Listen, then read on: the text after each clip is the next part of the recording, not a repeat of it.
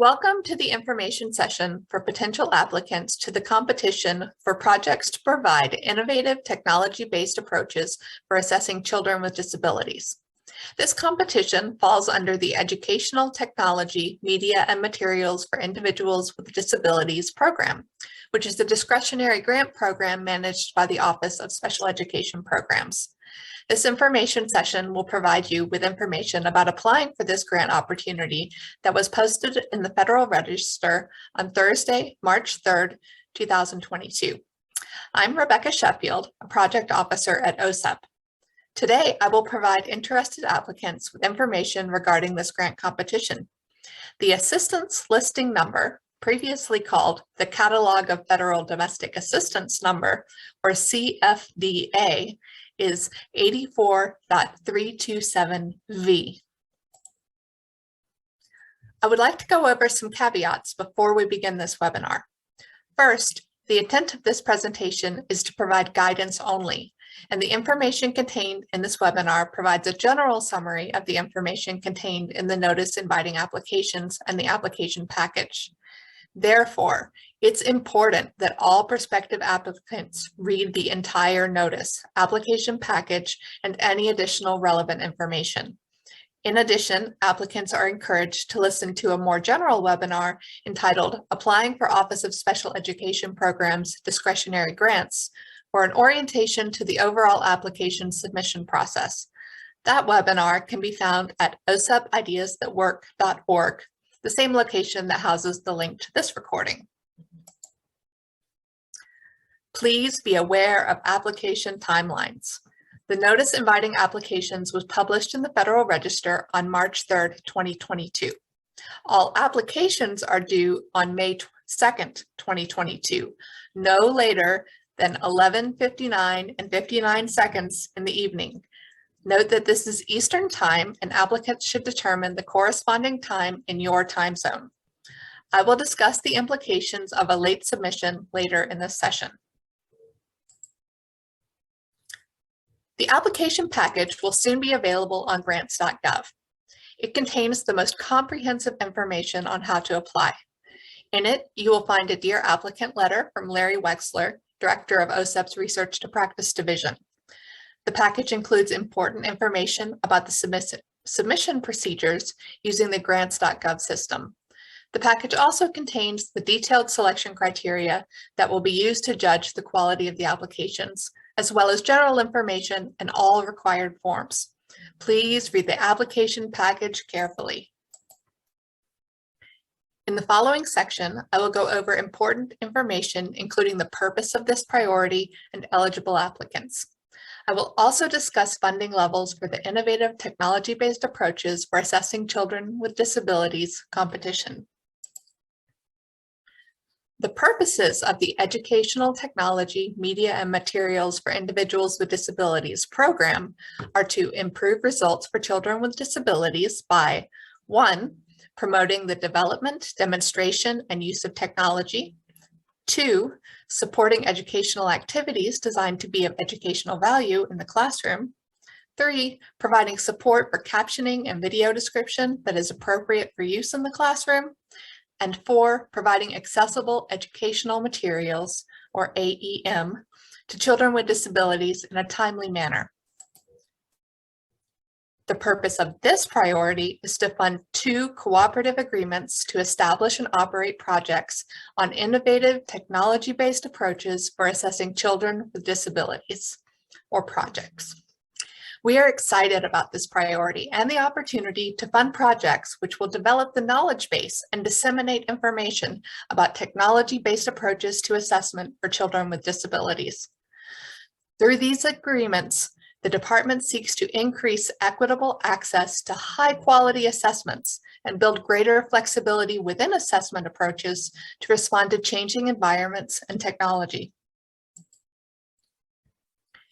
Eligible applicants under this priority include state education agencies, or SEAs, state lead agencies under Part C of IDEA, local educational agencies, or LEAs, including public charter schools that are considered LEAs under state law, institutes of higher education, Other public agencies, private nonprofit organizations, freely associated states and outlying areas, Indian tribes or tribal organizations, and for-profit organizations.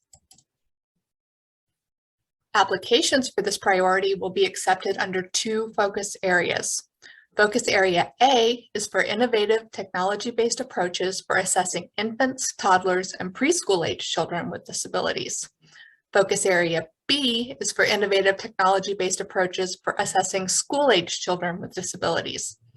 Applicants must identify the specific focus area A or Focus Area B, under which they are applying as part of the competition title on the application cover sheet. That's SF 424, line 12, and in the abstract. Applicants that apply under both focus areas must submit an application for each focus area.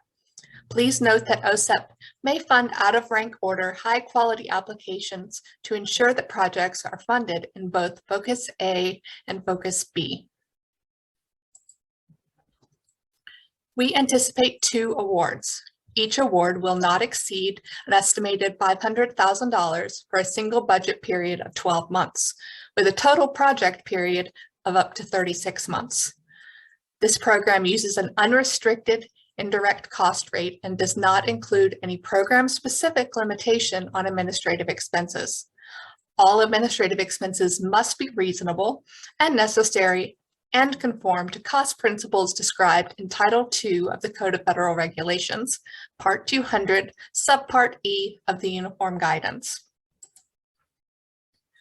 Please read the definitions and requirements in this notice closely.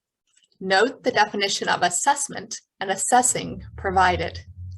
For the purposes of this priority, assessment and assessing refer to formal and informal methods to collect individualized data on children's strengths and needs, developmental, academic, and functional skills, and learning progress to inform individualized family service plans and individualized educational programs, eligibility determinations, instruction, and intervention.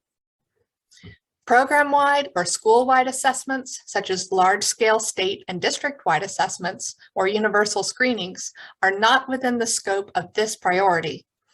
Also, this priority does not support the development or validation of procedures for technology-based administration of published standardized assessment tools. In this section, beginning on slide 12, I will review application information, including expected project outcomes, application narrative and selection criteria, and requirements. Once again, this webinar provides a general summary of the information contained in the NIA and the application package. Please make sure to read the entire notice, application package, and any additional relevant information if you intend to apply. Projects will have 2 expected outcomes that they must achieve. This slide and the following slide cover these outcomes. Outcome A states that projects should result in increased body of knowledge on equitable and innovative approaches for implementing and integrating technology into informal and formal assessments to gather valid and reliable information on children's strengths and needs, developmental, academic, and functional skills, and learning progress to inform IFSPs and IEPs, eligibility determination, instruction, and interventions. Outcome B states that projects must lead to increased awareness of existing and project-developed tools, methods, and frameworks to support informed, systematic decision-making for technology-based approaches to assessment by early intervention service providers, school districts, educators, and families. The notice lays out how the application narrative should be divided into 5 sections, which relate to the 4 selection criteria used by reviewers to evaluate each application. The narrative section of significance is related to the selection criteria, which is titled Significance of the Project. The narrative section with the heading Quality of Project Services is related to the selection criteria titled Quality of the project design. 2 narrative sections, adequacy of resources and quality of project personnel, and quality of the management plan, are closely related to the selection criteria, adequacy of resources and quality of the management plan. And the narrative section, quality of the project evaluation, is related to the selection criteria, which is also titled quality of the project evaluation. I will go over the narrative sections and selection criteria and point out in general terms what should be addressed in each section of the narrative and how reviewers will consider each of the selection criteria. Please read the notice carefully since the information contained in the notice is significantly more detailed. Slide 16 discusses the project's significance. The narrative section on significance should demonstrate how the proposed project will address the need in the field for knowledge and decision-making frameworks to support the effective use of technology-based approaches to assessment of children with disabilities. In this section, the narrative should also address how the project will develop the knowledge base to increase the capacity of local and state early intervention and special education systems to make informed decisions on technology-based approaches to assessment and indicate the importance of systems developing this capacity. Reviewers will score the significance of the proposed projects between 0 and 15 points. In determining the significance of the proposed project, the Secretary considers the following criteria: the potential contribution of the proposed project to increased knowledge or understanding of educational problems, issues, or effective strategies, the extent to which specific gaps or weaknesses in services, infrastructure, or opportunities have been identified and will be addressed by the proposed project, including the nature and magnitude of those gaps or weaknesses, and the extent to which the proposed project involves the development or demonstration of promising new strategies that build on or are alternatives to existing strategies. Slide 18 relates to the quality of project services. This section of the narrative should address how the proposed project will ensure equal access and treatment for members of groups that have traditionally been underrepresented based on race, color, national origin, gender, age, or disability. Also, this section should include how the proposed projects will achieve its goals, objectives, and intended outcomes, and use a conceptual framework, and provide a copy in Appendix A of that framework, to develop project plans and activities. The narrative section on quality of project services should also demonstrate how the proposed project will be based on current research and make use of evidence-based practices, develop products and provide services that are of sufficient intensity and duration to achieve the intended outcomes of the proposed project, develop products and implement services that maximize efficiency, and develop a dissemination plan for how the applicant will systematically distribute information to varied intended audiences using a variety of dissemination strategies. Reviewers will score the quality of the design of proposed projects between 0 and 35 points. In determining the quality of the design of the proposed projects, the Secretary considers the following factors: the extent to which the goals, objectives, and outcomes to be achieved by the proposed project are clearly specified and measurable, the extent to which the design of the proposed project includes a thorough, high-quality review of relevant literature, a high-quality plan for project implementation, and the use of appropriate methodological tools to ensure successful achievement of project objectives. The Secretary also considers the extent to which the design of the proposed project reflects up-to-date knowledge from research and effective practices, the extent to which the design of the proposed project is appropriate to and will successfully address the needs of the target population or other identified needs, and the extent to which performance feedback and continuous improvement are integral to the design of the proposed project. Slide 22 relates to the adequacy of resources and quality of personnel for the proposed projects. This section of the narrative should demonstrate how the proposed project will encourage applications for employment from persons who are members of groups that have traditionally been underrepresented based on race, color, national origin, gender, age, or disability as appropriate. Also demonstrate how the proposed key project personnel, consultants, and subcontractors have the qualifications and experience to carry out the proposed activities and achieve the project's intended outcomes. How the applicant and key partners have adequate resources to carry out the proposed activities, and how the proposed costs are reasonable in relation to the anticipated results and benefits. Slide 23 relates to the quality of the management plan for proposed projects. In this section, the narrative should address how the proposed management plan will ensure that the project's intended outcomes will be achieved on time and within budget.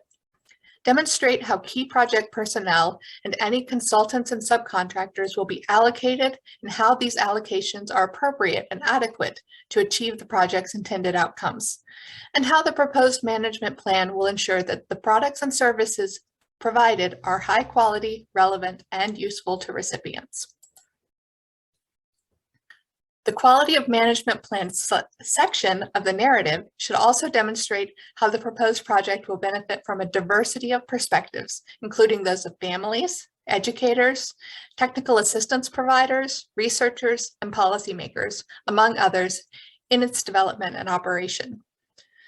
This must include how the proposed project will engage a technical work group comprised of individuals with expertise and assessment of children with disabilities, including those from culturally and linguistically diverse backgrounds, and technology-based approaches to assessment to provide technical advice and engage with stakeholders throughout the project period. Reviewers will score the adequacy of resources and quality of the management plan between 0 and 30 points.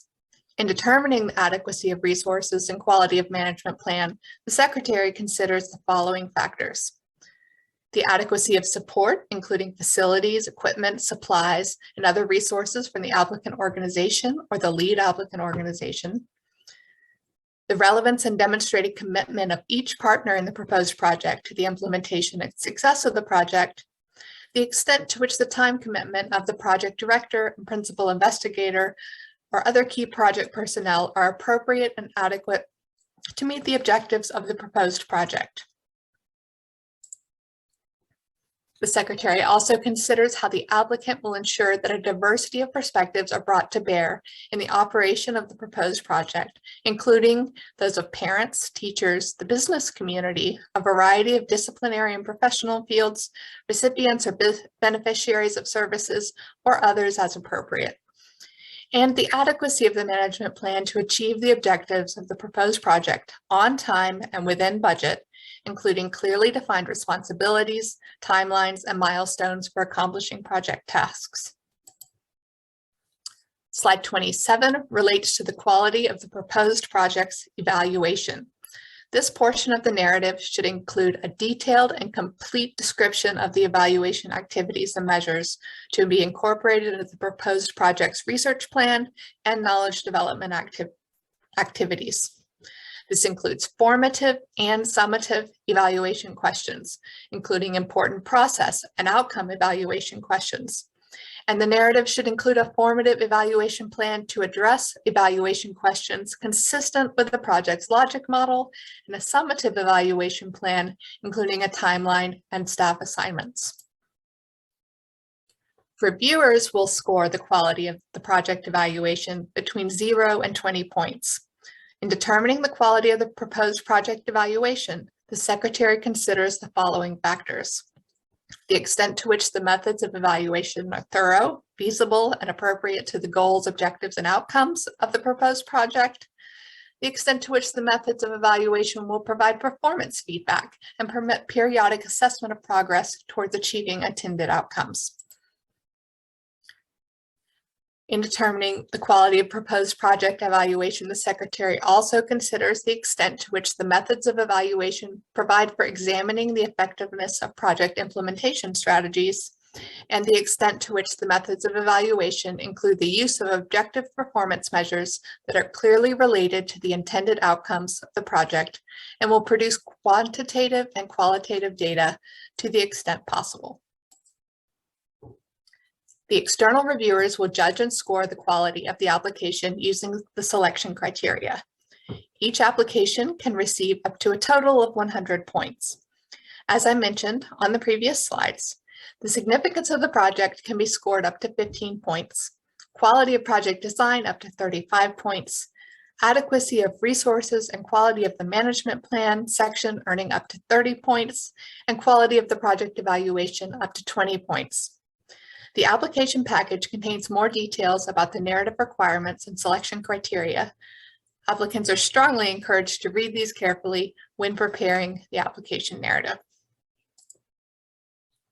Additionally, applicants should keep in mind that universal general TA or technical assistance means technical assistance and information provided to independent users through their own initiative, resulting in minimal interaction with project staff. Universal general TA includes one-time invited or offered conference presentations by project staff, information or products such as newsletters, guidebooks, or research syntheses downloaded from the project's website by independent users, or brief communications by project staff with recipients, either by telephone or email. These are also considered universal general TA. Applicants should be sure to address how the proposed project will engage a technical work group comprised of individuals with expertise in assessment of children with disabilities, including those from culturally and linguistically diverse backgrounds and technology-based approaches to assessment, to provide technical advice and engage with stakeholders throughout the project. A few more reminders. Projects must make positive efforts to employ and advance in employment qualified individuals with disabilities and involve individuals with disabilities or parents of individuals with disabilities ages birth through 26 in planning, implementing, and evaluating the project. Additionally, projects must maintain high-quality website, including posting annual progress towards meeting project goals.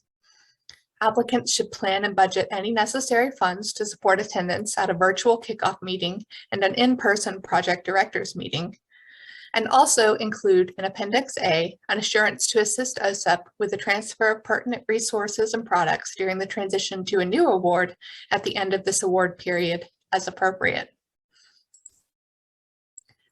Sometimes applicants have questions about the permissibility of subgrants and contracts.